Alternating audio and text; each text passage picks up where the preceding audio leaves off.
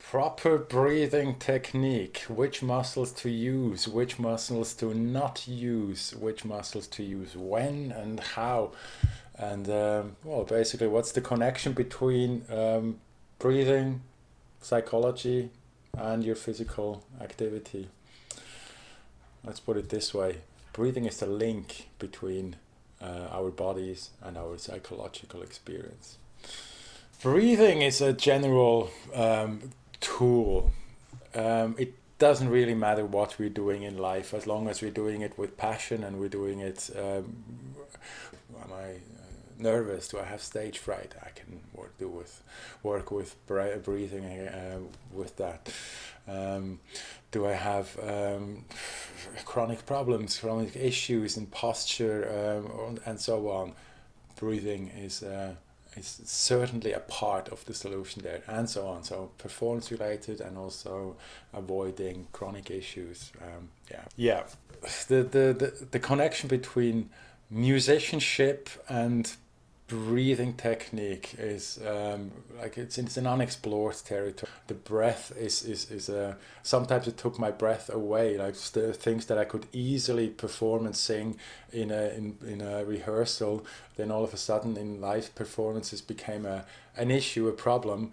And it was not because I was not well prepared. It was because through tension, through anxiety and stage fright, I blocked my self physically, literally up, and I couldn't breathe properly anymore. And that actually led to being short of breath, and that's not a good thing when you try to sing in the same time. So a bit of personal experience in there, but basically it's about this figuring out like what is it what you need, what is it what helps you connecting your breath with your practice. Teaching is when I completely lose myself. It's the only time when I actually need, one of the few times when I have to keep time of myself, because I can get lost in it. But the thing is, for every student, it's an individual journey. It's an individual experience to be there and work with us. The biggest nugget of wisdom I can give you now, or the best exercise, or what is the skill that you're lacking, figuring out the personal situation of each student and being the coach of enabling them to do the next step. And sometimes they don't understand at all why they need to do that right now, in my opinion. What can you expect to leave with is like completing that picture that you already might have, or get a solid foundation, like what is breathing and how does it work.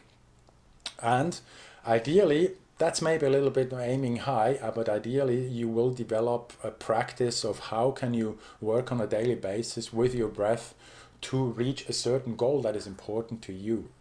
To see it happening in life, that's the best feedback that a student can give you.